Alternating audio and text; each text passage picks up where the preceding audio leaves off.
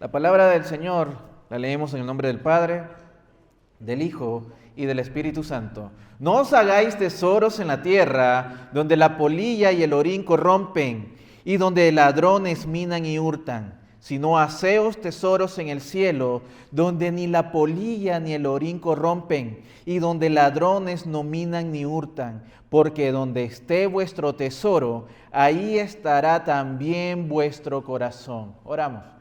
Padre, te damos gracias por el privilegio inmerecido que nos das de poder reunirnos como hermanos, como pueblo tuyo, Señor, para poder abrir las Sagradas Escrituras. Te pedimos que tu Espíritu Santo sea quien nos lleve en esta tarde a través del estudio de las mismas.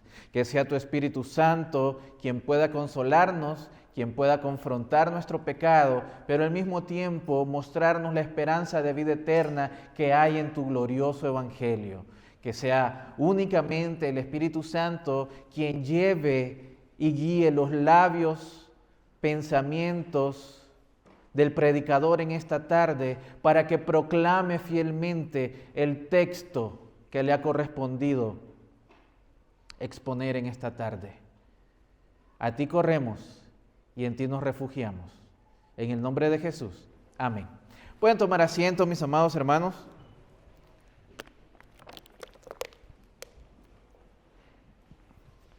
Y fíjese, el título para el sermón de esta tarde es Jesús y los tesoros. Y precisamente, si usted acaba de poner atención a lo que acabamos de leer, nuestro Señor está hablando de no hacer tesoros en la tierra, y por otra parte, Él nos dice que hagamos tesoros en el cielo. Vamos a estudiar entonces de esta manera qué implica el texto que Jesús está dando a sus discípulos, pero fíjese, nuevamente el sermón del monte que nosotros estamos estudiando desde hace varios meses, cambia de tema.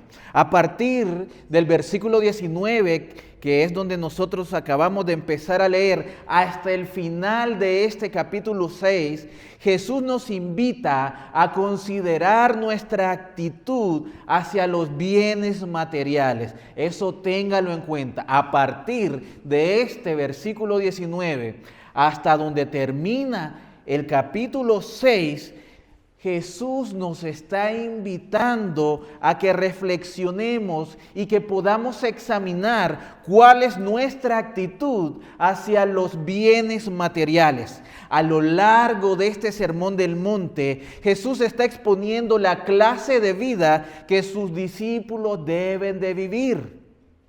Ha comenzado explicando la clase de personas que deben de ser y en consecuencia la clase de testimonio que ellos deben de presentar o por lo menos deberían de reflejar ante el mundo que los rodea. Y eso nosotros lo vimos en el capítulo 5, versículos del 3 al 16. Luego el Señor ha descrito la clase de justicia que deben practicar los cristianos a través de las relaciones sociales. ¿En dónde vimos eso? Recuérdenlo, capítulo 5, versículos del 17 al 48.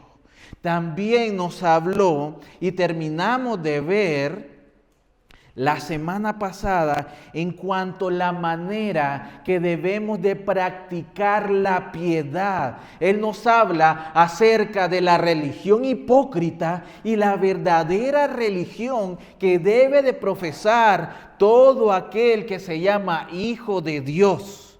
Lo vimos, capítulo 6, versículos del 1 al 18.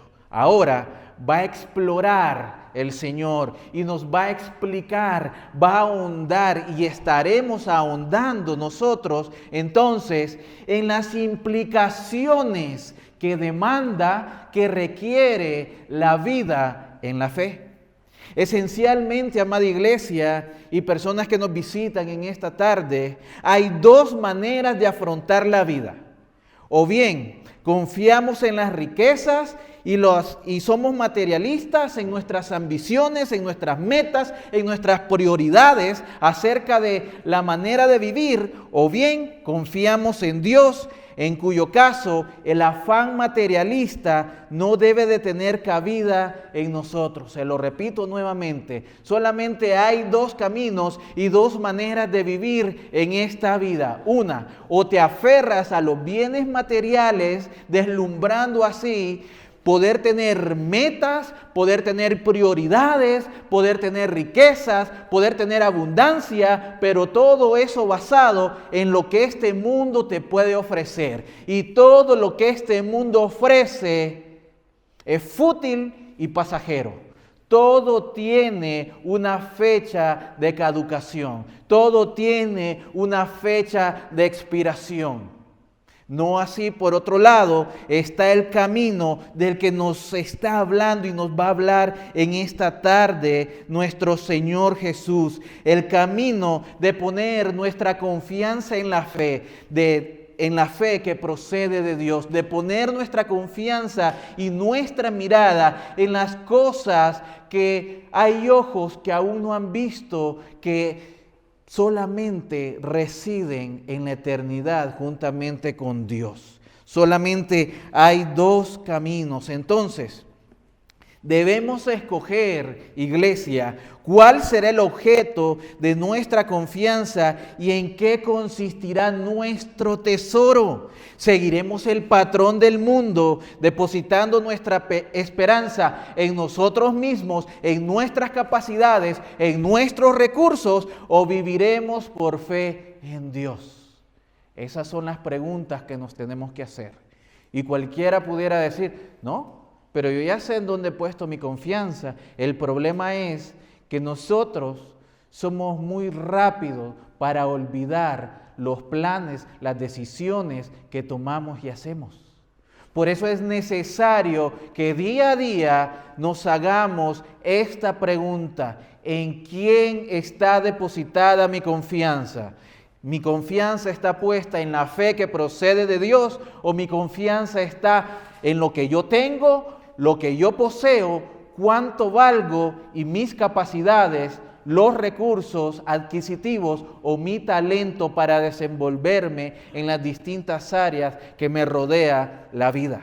Por otra parte, debemos entender que el materialismo no se expresa solamente en la cruda codicia de bienes, sino que puede tomar unas formas alternativas. Es decir, no solamente lo material, no solamente ahí podemos observar lo materialista, sino que también esto va más allá y se puede demostrar a través de la avaricia y la ansiedad. Y precisamente, fíjese usted, en este último tramo del capítulo 6, del versículo 19 al versículo 24, usted va a ver cómo se ejemplifica la avaricia del hombre. Por otro lado, del versículo 25 al 34, usted va a ver cómo se demuestra o se habla acerca de la ansiedad. Lo curioso es que la primera, la avaricia, es la tentación peculiar que poseen los ricos. La segunda, la ansiedad, es la tentación que tendemos a tener los pobres. Pero ambas son igualmente peligrosas. En contraste de esto, amada iglesia, pues con la avaricia y la ansiedad o cualquier otra manifestación de materialismo, Jesús nos propone la vida a través de la fe y por medio de la fe. Una vida que consiste en una plena confianza en el Padre Celestial como aquel que es poderoso para proveer para sus hijos. El discípulo verdadero no debe sufrir ansiedad en cuanto a sus necesidades materiales, sino confiar en la providencia de su Padre. Y eso es lo que vamos a ver en unos domingos más, del versículo 25 al 34. Ahora, esta confianza en Dios tiene grandes implicaciones prácticas para la vida del creyente, pues significa el fin de aquel afán de acumular bienes materiales que caracteriza a la gente que no cree en Dios. Así que Cristo nos pone delante de una gran encrucijada. ¿Por qué? Porque tenemos que elegir entre servir a Dios o servir a las riquezas.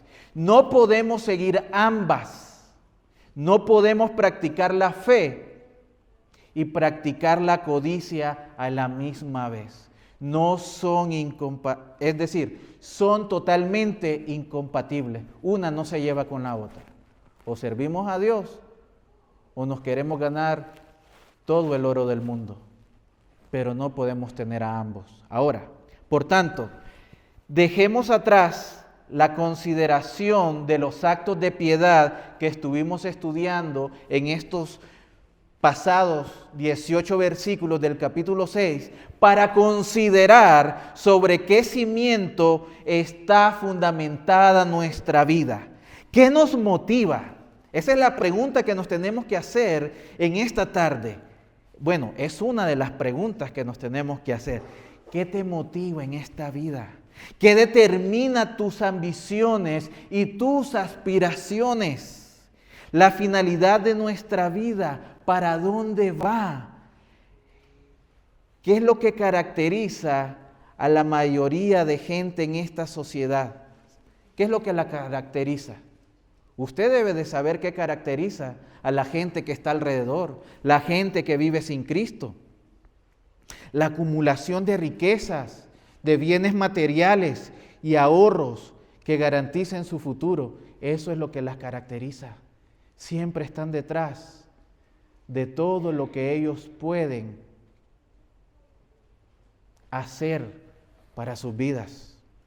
¿O realmente vivimos motivados por el deseo de servir al Señor, honrarle, glorificarle y crecer en su conocimiento? ¿Buscamos tesoros terrenales o buscamos tesoros celestiales? Y es ahí entonces donde nos lleva al primer punto de este sermón, el cual es la duración limitada de las riquezas. Para eso leamos el versículo 19. Déjeme decirle que así como en el sermón anterior hicimos una recapitulación a través de las Escrituras de cuáles eran las maneras bíblicas que el Señor presenta o del que el Señor habla a través del ayuno, en esta tarde vamos a hacer un viaje también por varios pasajes de las Escrituras mostrándonos cuál es la diferencia entre los tesoros terrenales y los tesoros celestiales, que son los que presupone nuestro Señor Jesús que el cristiano ha de hacer. Muy bien, versículo 19, recuerde, primer punto, la duración limitada de las riquezas para los que anotan. Dice así el versículo 19, no os hagáis, dice el Señor, tesoros en la tierra, donde la polilla y el orín corrompen y donde ladrones minan y hurtan. Aquí Jesús no se anda con rodeos. Jesús va directamente al grano. Su tema en este pasaje es el contraste entre el estilo de vida del incrédulo apegado a sus bienes materiales y el estilo de vida del creyente confiado únicamente en la providencia de Dios. Así que empieza afirmando que los valores de los discípulos deben ser radicalmente diferentes a los del mundo. No os hagáis tesoros en la tierra. Nadie puede seguir a Cristo y a la vez compartir el afán materialista de los incrédulos. No, Señor. ¿Qué es lo que significa entonces esta afirmación? ¿Significa acaso que el discípulo no puede tener casa? Porque es válido preguntarse eso. Pero me está diciendo entonces que no nos debemos de inmiscuir con las cosas del mundo. No debemos nosotros tener una mentalidad de poder adquirir bienes materiales. Entonces, cualquiera puede preguntar. El discípulo de Jesús no puede tener una casa. El discípulo de Jesús no puede tener un carro. El discípulo de Jesús no puede tener ni siquiera una lavadora o un microondas de perdida, ya que no tiene cafetera para poder calentar el café ahí. Es válido que nos hagamos esta pregunta. ¿Está diciendo Cristo que nunca debe de haber un saldo positivo en nuestra cuenta de banco? ¿Es acaso eso lo que está diciendo Jesús? ¿O acaso ni siquiera debemos de ir al banco y abrir una cuenta para poder depositar ahí, tener el depósito directo del cheque, aunque no le quede nada porque tiene que pagar muchas cosas?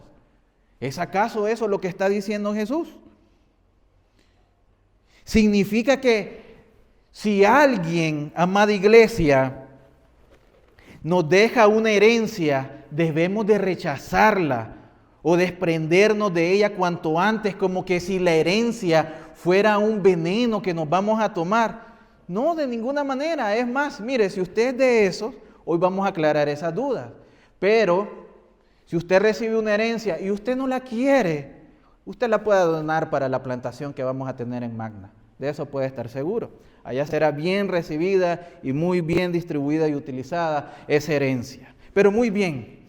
Entonces, implica que el creyente no debe de trabajar en ninguna empresa donde tenga el propósito de obtener beneficios, como un seguro médico, como un seguro de visión, como un seguro dental. ¿Acaso es malo eso? ¿Es eso lo que nos está diciendo el Señor? Significa que nunca es lícito hacer una previsión para el futuro mediante ahorros o un seguro de vida.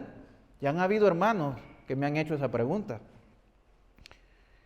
Sobre todas estas preguntas y otras similares, diferentes creyentes, fíjese usted, tendrán siempre distintas respuestas.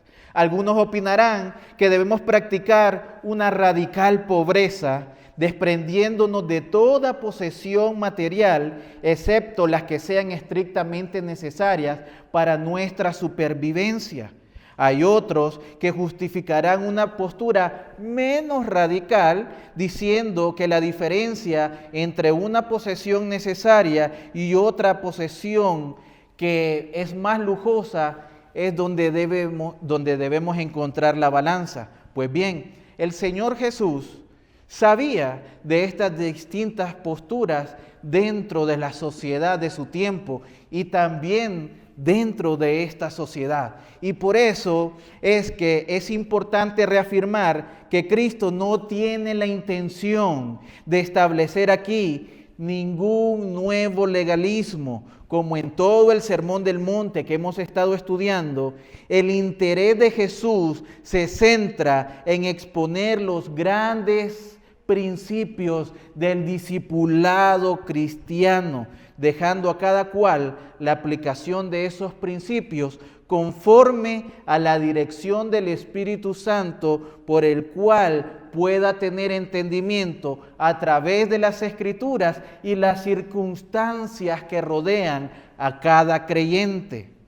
Aunque el principio general de no acumular tesoros terrenales es igual para todos. De eso no hay duda. Las implicaciones prácticas variarán de caso en caso.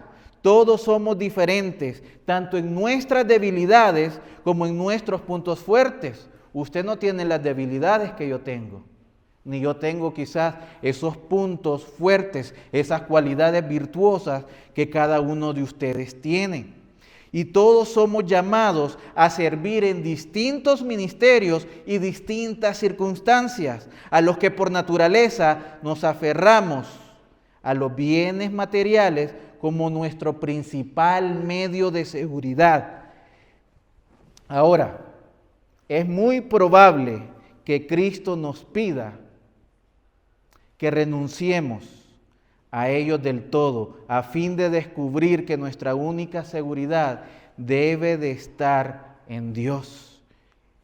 En cambio, fíjese, hay otros a los que quizás que ellos pueden administrar, que ellos saben cómo manejar sus finanzas y los bienes materiales que Dios les pueda dar en gran manera. Entonces, estos pueden tener un lugar apropiado en el cual ellos invertir, ellos pueden administrarlo de una manera que van a llevar gloria al reino de los cielos, y esa es la diferencia. Por eso es que usted no debe de estar, mi amado hermano, con el ojo siempre encima de lo que está haciendo su prójimo. A usted no le tiene que importar, pero mira la casa que tiene y ese no va a la iglesia, pero mira cuántos carros tiene y ese no diezma. No, eso no es de su incumbencia.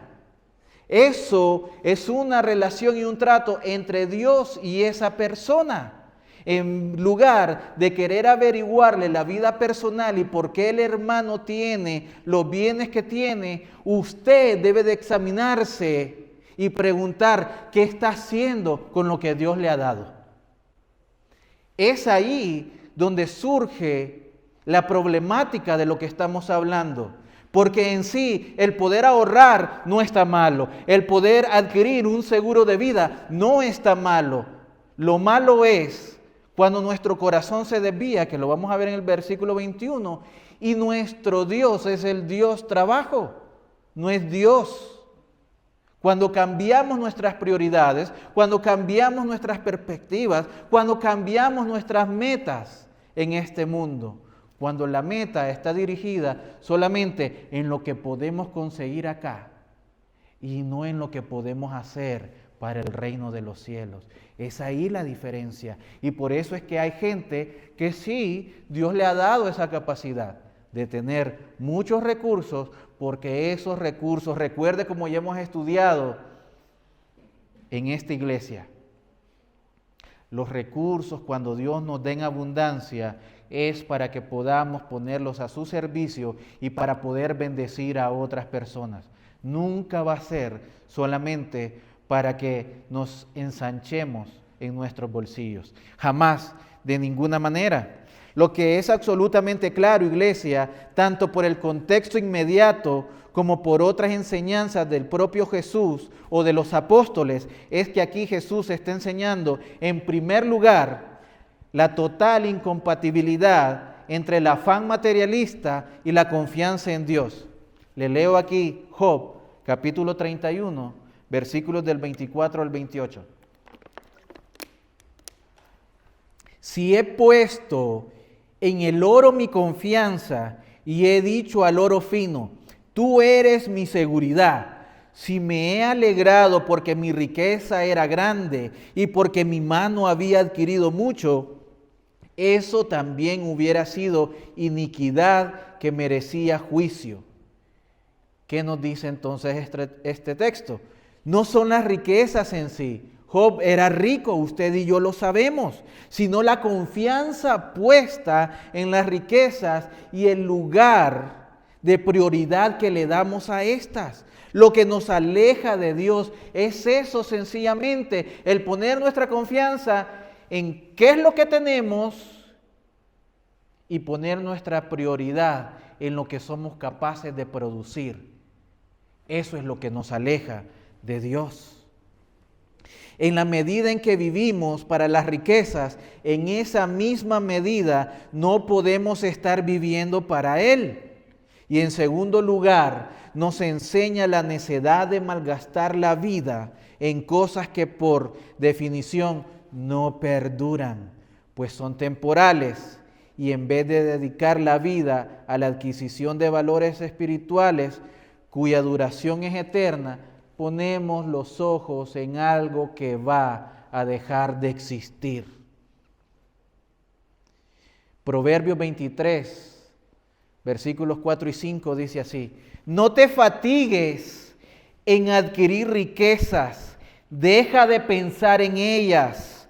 Cuando pones tus ojos en ellas, ya no está, porque la riqueza ciertamente se hace alas como águila, que vuela hacia los cielos.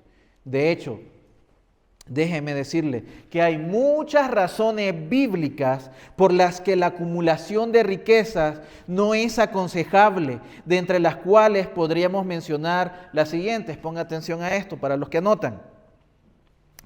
Esta vida terrenal es breve y nuestro disfrute de ella es efímero, por lo cual debemos centrar nuestra atención en las necesidades de nuestra alma y llegar a ser ricos para con Dios. Eso usted lo puede encontrar en Marcos capítulo 8, versículos del 36 al 37, en Lucas capítulo 12, versículos del 16 al 21. Otra razón es que hay muchos necesitados por ahí que deben despertar en nosotros la compasión de Cristo y un sentido de obligación moral de poder compartir con ellos desde nuestra abundancia. Eso lo encontramos en Primera de Juan, capítulo 3, versículos del 17 al 18. Si realmente practicamos la caridad de Cristo, nunca habrá una supercuenta de banco donde estén nuestros ahorros. ¿Sabe por qué? Porque sí tendremos lo necesario y lo basto para nosotros y nuestros seres queridos, pero también tendremos para todo aquel que necesita. Practicaremos la piedad, seremos misericordiosos, pero al mismo tiempo estaremos haciendo tesoros en el cielo. Las posesiones nos distraen de las verdaderas prioridades de la vida y dan lugar a enredos que nos restan energías y tiempo. Solo puede ver en 1 Timoteo capítulo 6, versículos 9 y 10 y 2 Timoteo capítulo 2, versículo 4. Otra razón, porque el afán materialista trastorna nuestros valores haciendo que el alimento sea más importante que la vida y la ropa, que el cuerpo. Y eso el mismo Jesús nos va a hablar en el versículo 25 más adelante en este capítulo 6. Otra razón es que el avance de la obra de Dios depende de nuestra generosidad y disposición al sacrificio. Filipenses capítulo 4, si usted recuerda al apóstol Pablo, versículos del 10 al 20. Dios puede hacer lo que Él quiera y lo que a Él le plazca sin su ayuda y sin mi ayuda. Pero Él quiere que el mundo que está afuera, que aún no le conoce, por medio de los creyentes, vean el testimonio de haber creído en un Dios vivo y veraz. Que aquello a lo que el creyente antes se aferraba se puede desprender sin ningún problema y aportar para el avance del reino, siendo generoso. ¿De dónde cree que salen esas nuevas plantaciones? De lo que contribuyentes, creyentes generosos como ustedes aportan por medio de los diezmos y las ofrendas. Es para eso, para que otra gente pueda ser alumbrada por la luz del Evangelio. No podemos, esta es otra razón, no podemos llevar las posesiones con nosotros al más allá. ¿Dónde encontramos eso? Lucas capítulo 12, versículo 20. Otra razón, en última instancia, amada iglesia, dedicarnos a las riquezas es una forma de idolatría e implica nuestro alejamiento de Dios. Esto usted lo puede ver en este mismo capítulo 6, en el versículo 24.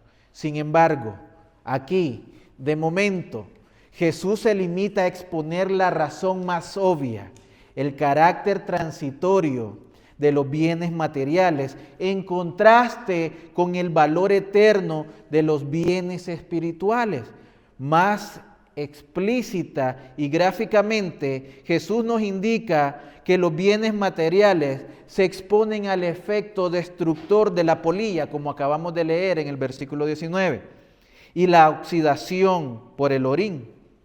Ahora, cuando Jesús hace una referencia a la polilla, Cristo está pensando evidentemente en los ricos ropajes del oriente en ese entonces, los cuales eran un claro símbolo de poderío económico en el mundo antiguo. Por eso usted ve que cuando hablamos acerca de las túnicas de colores, era gente que tenía poder adquisitivo y todas esas prendas tan ostentosas con las que los mismos fariseos se vestían. Pues el Señor aquí está haciendo la referencia a la polilla porque era un animal.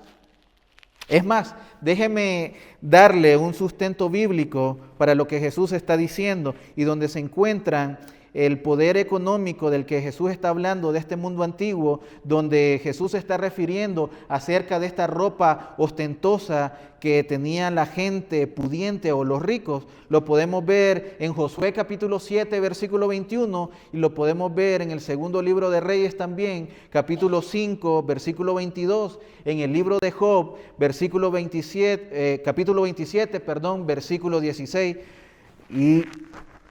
pero fíjese usted, eran muy fácilmente destruidos. Por eso él hace la referencia a este pequeño insecto, porque este pequeño insecto deposita sus huevos, que son unas larvas, en la lana. Entonces, cuando estas larvas van proliferando, lo que hacen es que se alimentan de la tela hasta que la vestidura queda polillada y es destruida. Es como que le hace hoyitos.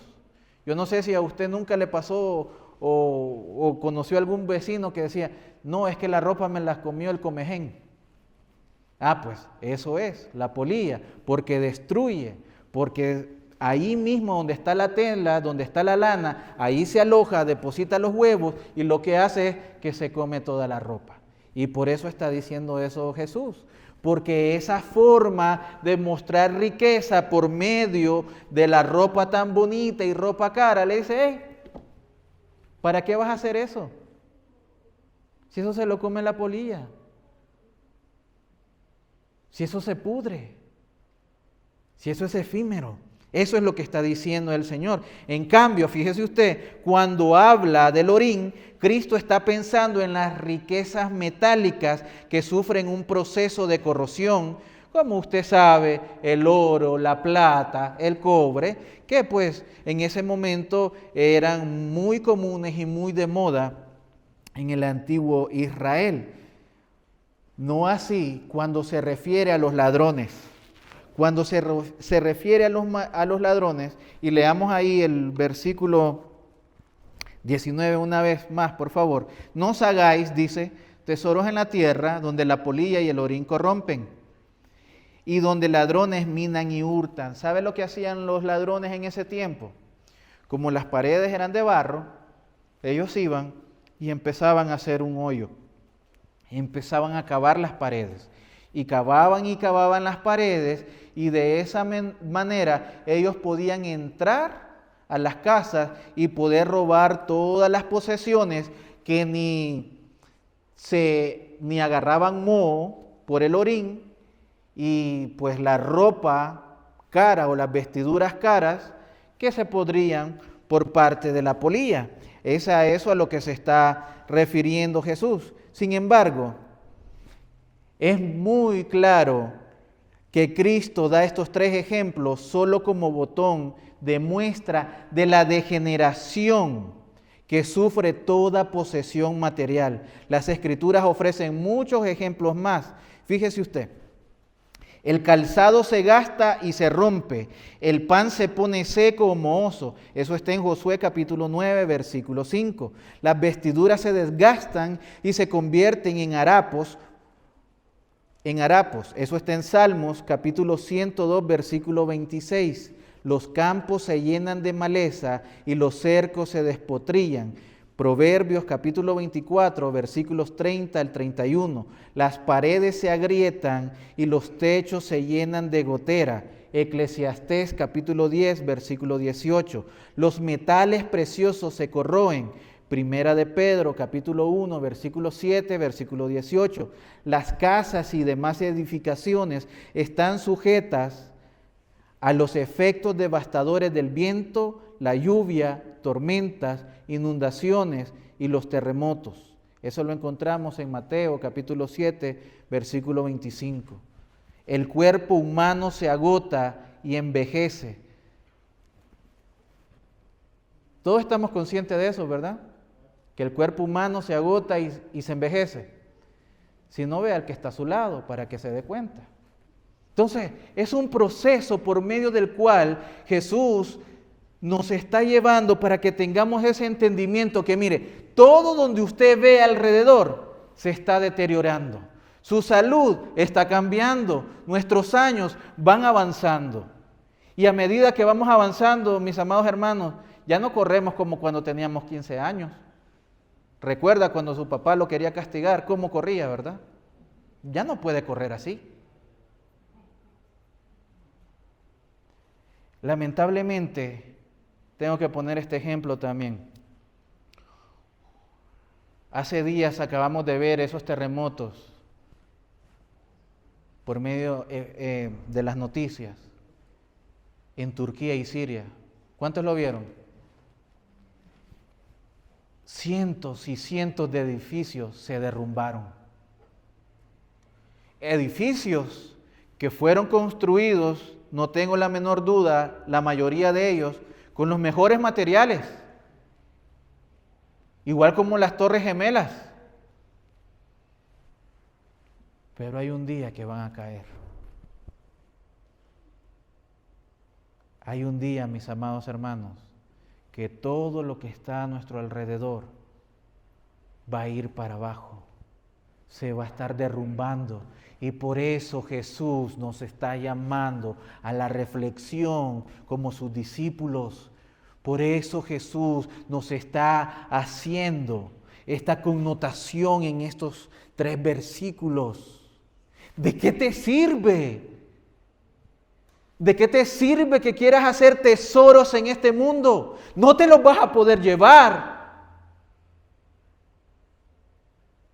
¿De qué te sirve que te quieras ver más allá de una buena condición física por salud, sino por egocentrismo y vanagloria, estéticamente bien?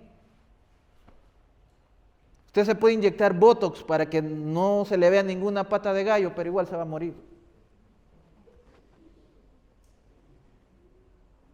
Esa es la realidad de la cual Jesús nos está hablando aquí, mis amados hermanos. Y espero que haya notado algunos de estos versículos para que se dé cuenta que toda la Biblia nos advierte acerca de volcar nuestro corazón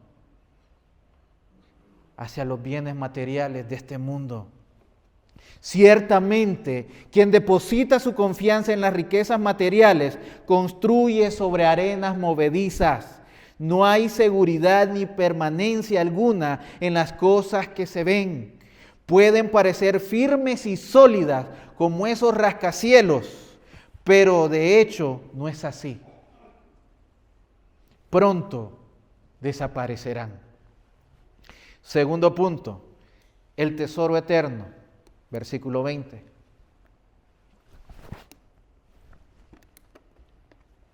Si no aseo, dice el Señor, tesoros en el cielo, donde ni la polilla ni el orín corrompen y donde ladrones no minan ni hurtan. En cambio, fíjese, las cosas que no se ven son eternas. Qué absurdo sería, iglesia, pues que malgastáramos la vida acumulando riquezas materiales cuando éstas se echan a perder y de todas maneras no sabemos nunca de cuánto tiempo dispondremos para poder disfrutarlas, cuando podríamos dedicarnos a acumular riquezas imperecederas que son eternas, trabajando para el reino de Dios. Qué ciegos seríamos. Sin embargo, ¿sabe qué? La mayoría sufre de esta ceguera. Trágicamente, muchos amontonan riquezas pensando que en ellas tendrán una fuente de seguridad en la vida, sin comprender que todo lo terrenal es efímero, que todo lo terrenal al final de cuentas desaparece y en cambio la única seguridad realmente firme está en el Señor Jesús.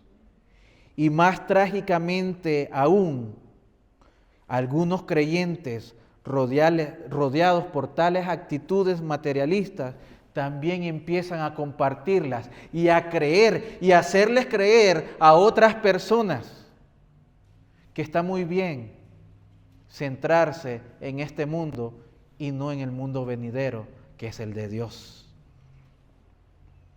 Además, para colmo de los males, las muchas posesiones, lejos de liberarnos de preocupaciones, son precisamente la fuente de preocupaciones mayores. Cuantas más posesiones tenemos, iglesia, tanto más tiempo tendremos que dedicar a ellas. ¿Sí o no? Tanto más dinero tendremos que gastar en su mantenimiento y cuidado, y tanta más ansiedad sentiremos ante el peligro de perderlas. Usted tiene 3 casas, maravilloso. Pero como su afán está en mantener esas 3 casas bien, usted tiene que ver cómo saca para que le corten la grama. Usted tiene que ver cómo saca para que le estén limpiando la nieve. Porque si no, se resbala alguien, lo demandan, ahí gasta más dinero. Entonces ve, preocupación tras preocupación, preocupación tras preocupación. Entre más tienes, más preocupaciones vas a tener también. Así llegan las preocupaciones. Y eso es lo que el Señor nos está hablando aquí. Los discípulos de Jesús, en cambio, deben de adquirir otra escala de valores. Su meta debe de ser el tesoro de una herencia celestial. En el mismo Sermón del Monte, Cristo ya nos ha dicho mucho acerca de la naturaleza de esta herencia. Basta con volver a leer la segunda parte de cada una de las bienaventuranzas. ¿Usted se recuerda? Capítulo 5, versículos del 3 al 12, para identificar la clase de tesoro que tiene en mente. El reino de los cielos, la consolación de Dios, la tierra por heredad, la completa satisfacción, la misericordia divina, la visión de Dios, la posición de los hijos de Dios y el galardón divino. Eso es lo que el Señor nos está hablando en las bienaventuranzas. Eso es lo que Él quiere que tengamos en mente. Todos los beneficios, a todo lo que tenemos acceso por ser hijo de Dios, habrá alguna manera en que Dios nos deje de protegido. De ninguna manera. Él siempre tendrá cuidado de nosotros, pero Él no quiere que perdamos la meta. Él no quiere que nos dejemos arrastrar por lo que este mundo nos puede ofrecer. Recuerde que quien opera en este mundo es Satanás, el padre de toda mentira, y va a hacer lo incansable para podernos desviar de la cruz. Él va a lograr utilizar cualquier artimaña, cualquier debilidad, para que ahí entonces nuestro corazón se desvíe de la justicia y misericordia de Dios, para poder buscar nuestra propia justicia y nuestra misma misericordia.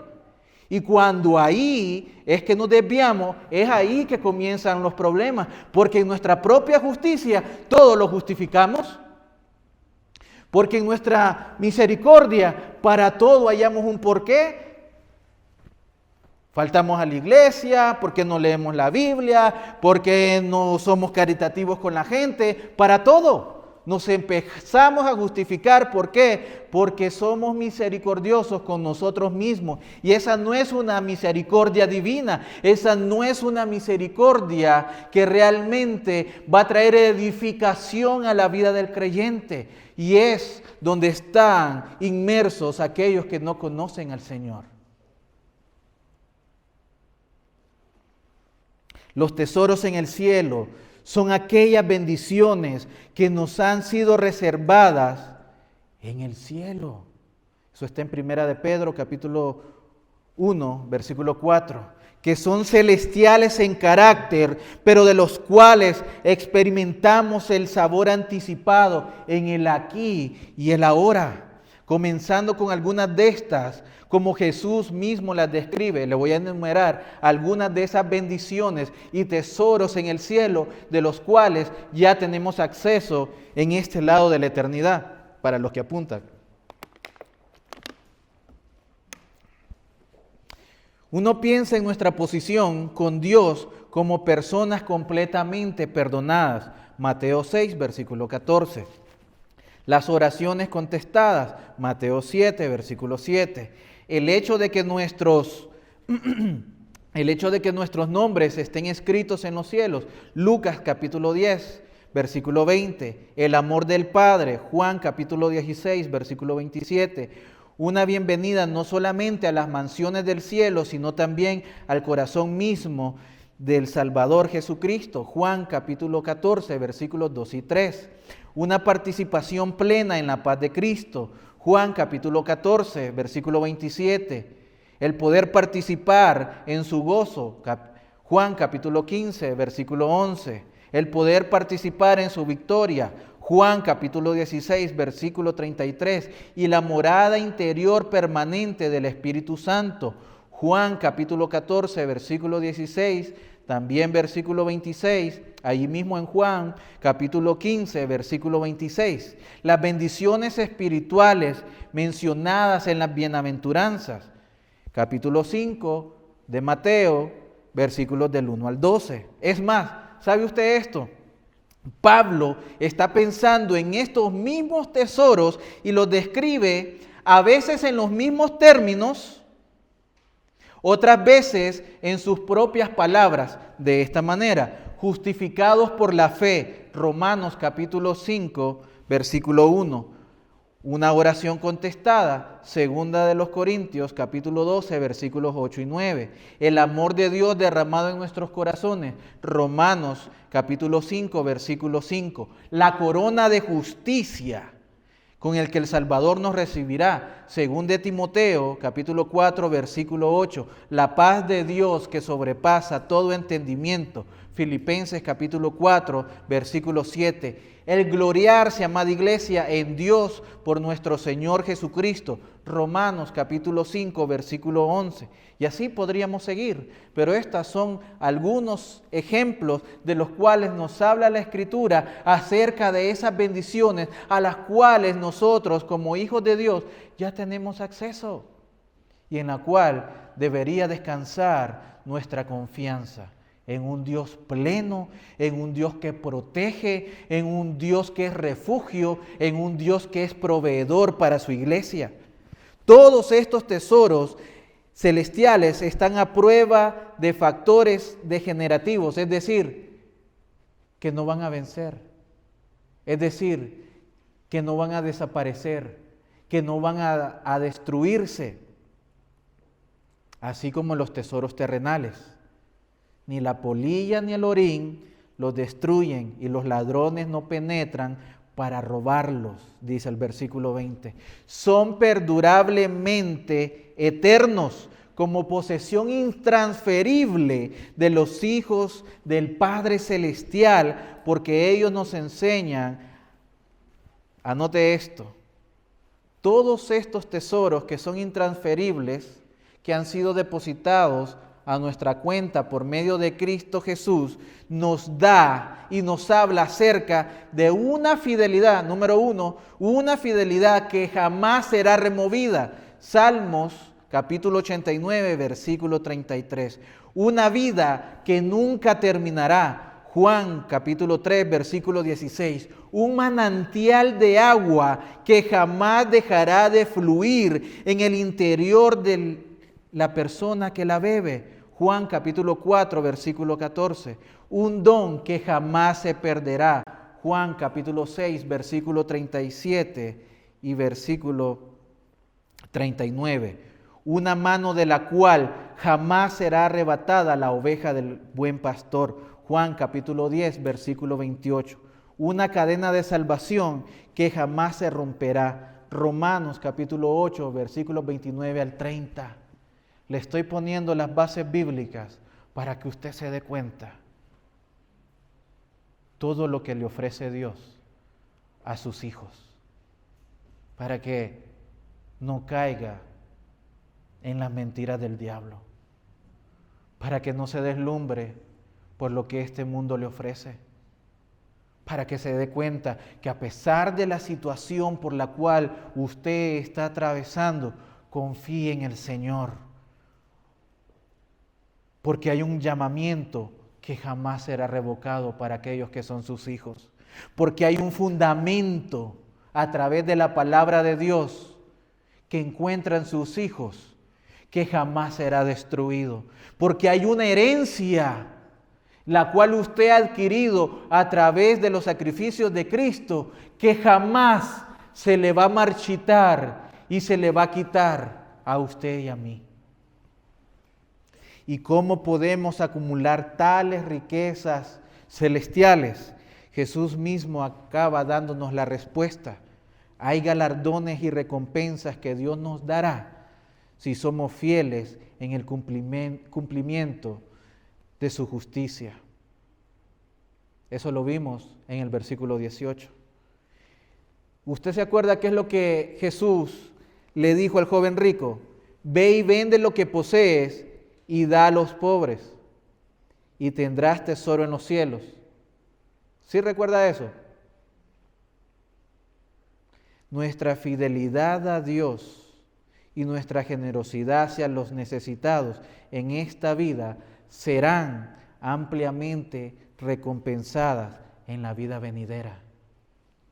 Ahora, como último punto, ¿dónde está nuestro corazón?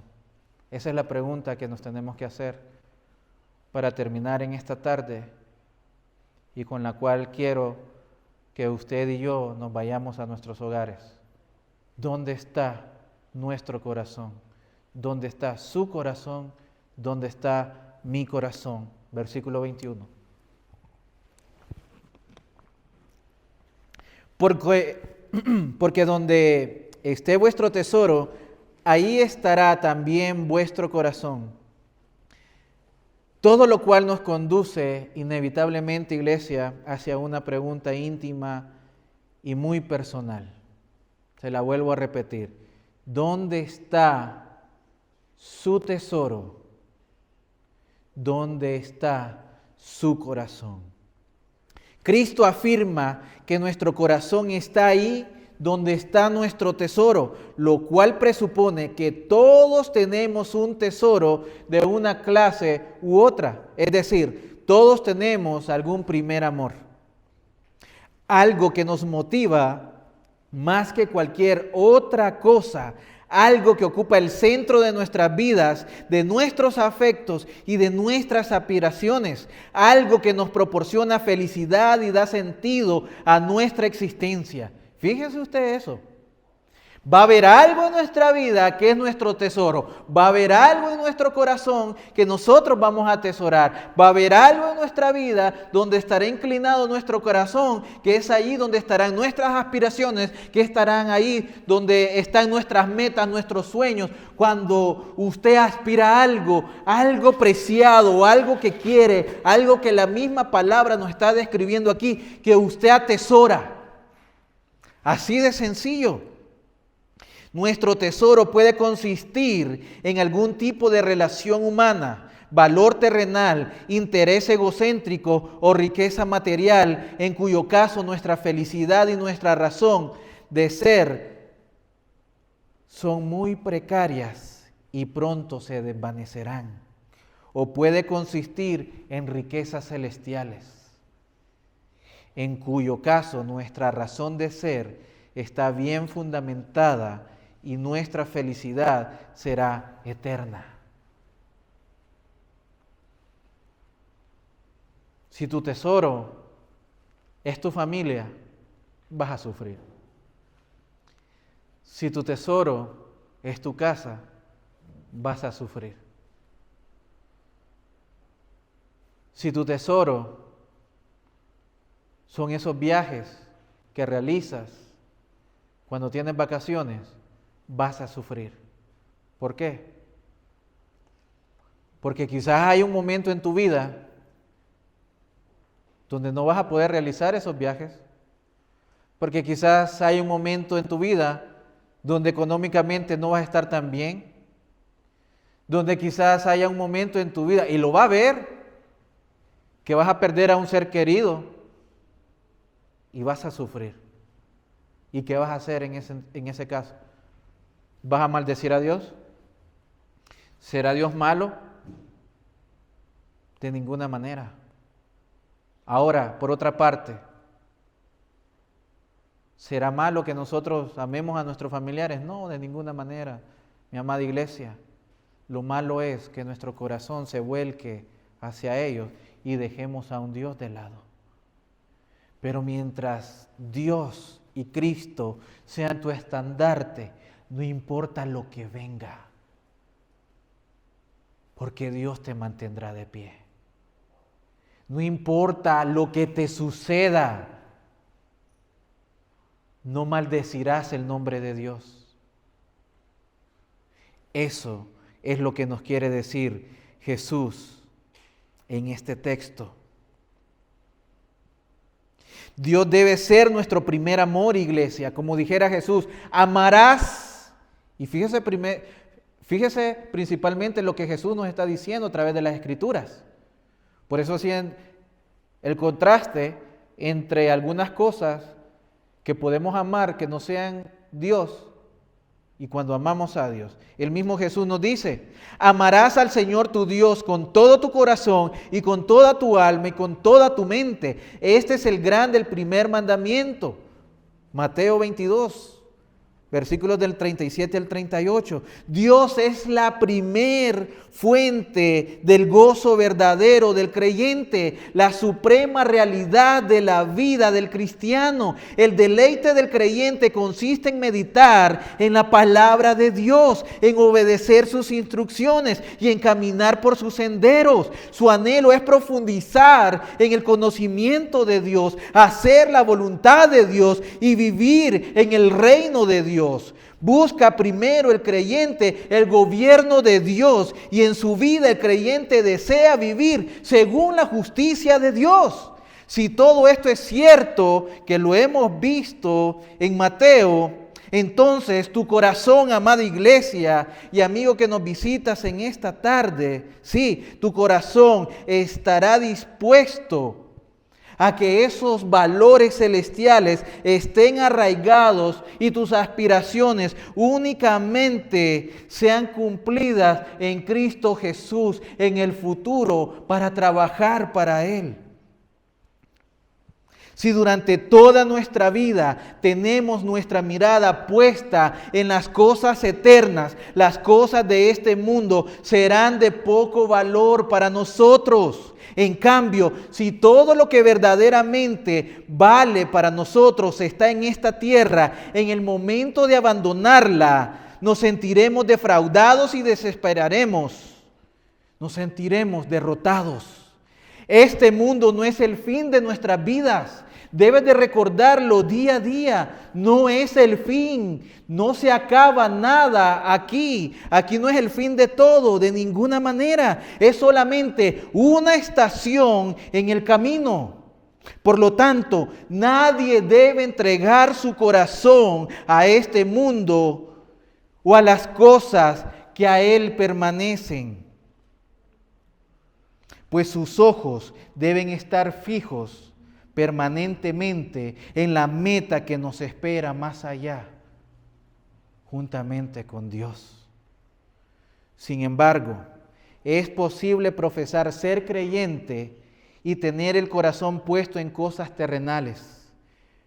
Por temor al juicio venidero, algunos acuden a Cristo para salvación y se hacen miembros de una iglesia local, pero nunca han conocido ni conocerán una auténtica conversión en el sentido de dejar atrás su impiedad y aferrarse a la vida centrada en Dios. Como Israel en el desierto, si usted recuerda, añoran las cebollas de Egipto aún después de haber sido redimidos. ¿Usted recuerda eso? El Señor los redimió, el Señor los libertó, el Señor los sacó de la tierra de esclavitud. ¿Pero qué? Habían avanzado muy poco y ya estaban renegando. Estábamos mejor allá en Egipto. Y eso es lo que sucede muchas veces con nosotros. Y es ahí donde debemos de tener cuidado. Añoran las cebollas de Egipto. O como la esposa de Lot, ¿Usted recuerda a la esposa de Lot? Miran atrás con añoranza hacia aquel mundo del cual supuestamente han salido. Como en el caso de Acán, el deseo de su corazón es el botín material, no la voluntad divina. En el peor de los casos, su afán materialista puede llegar a demostrar que son individuos mundanos que no tienen el Espíritu de Dios. Eso lo puede usted ver en el versículo 19 de la carta de Judas.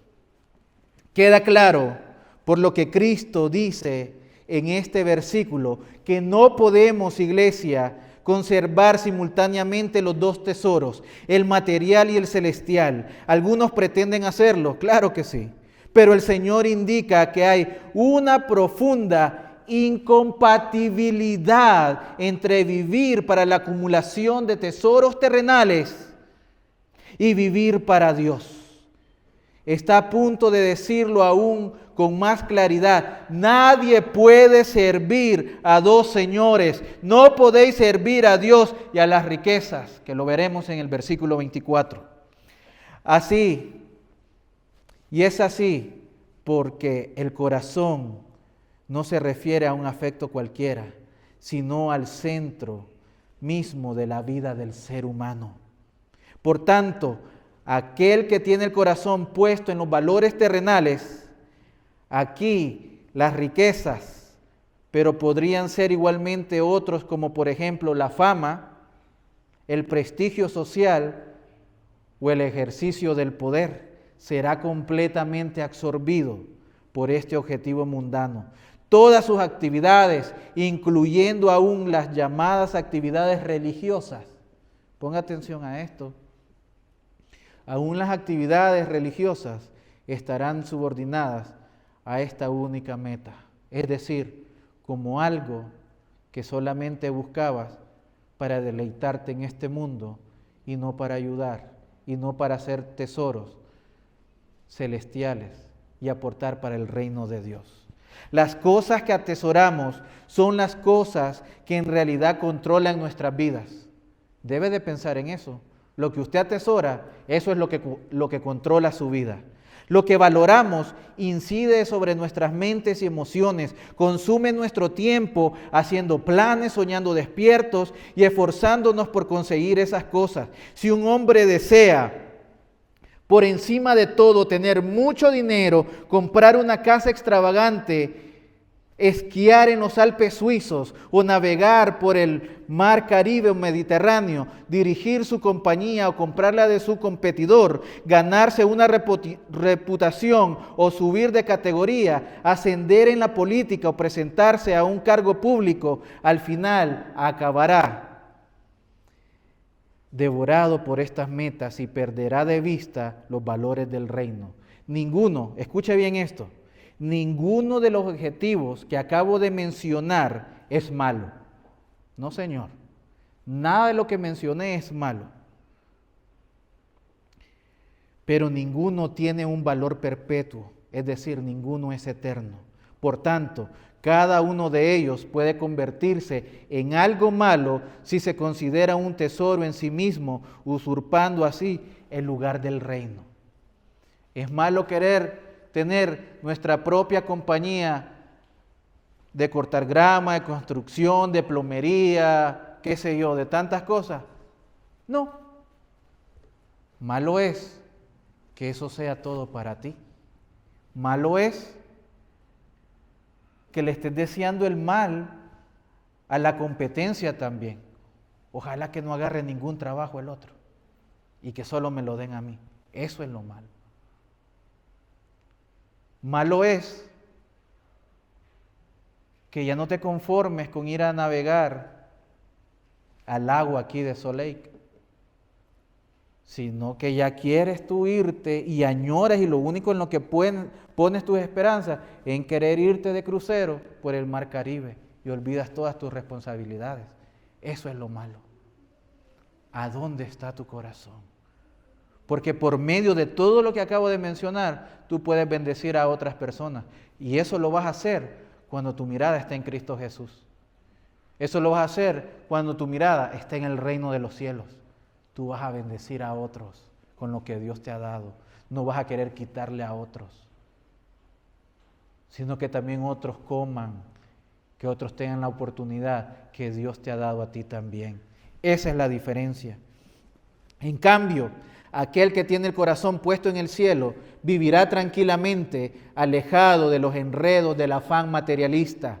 El dinero no será su Dios, ni las riquezas su primer amor, sino que verá todos sus bienes materiales sencillamente como recursos que Dios pone en su vida para que los utilice para el avance del reino de Dios y su justicia. Para él, el dinero no será una piedra de tropiezo en el camino de la fe, sino un medio útil para cumplir la voluntad de Dios. Implícitamente, pues, amada iglesia, Cristo está anticipando lo que será explícito y que veremos en el capítulo 7, que solo hay dos maneras de vivir: o caminamos por la senda amplia de la perdición, o entramos por la puerta estrecha y seguimos la senda angosta de los valores eternos.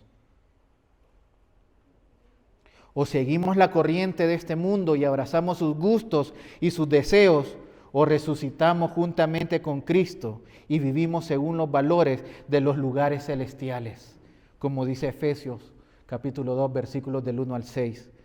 O vivimos según la carne o según el Espíritu. Gálatas capítulo 5, versículos del 16 al 25. O tenemos la mirada en las cosas de arriba o en las cosas de la tierra. Hagámonos pues estas preguntas. ¿Dónde está nuestro corazón y cuál es nuestro tesoro? Se me fue este ejemplo y con esto voy a terminar. Lo acabo de recordar. Fíjese usted la diferencia cuando Jesús se dirige al joven rico. Le dice que venda todo lo que tiene, ¿verdad? Y lo reparte y lo dé a los pobres. Le dijo lo mismo a Nicodemo.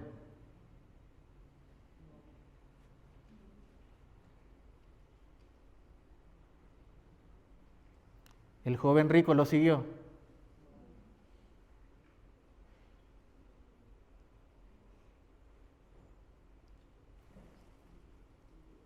¿Dónde está nuestro corazón?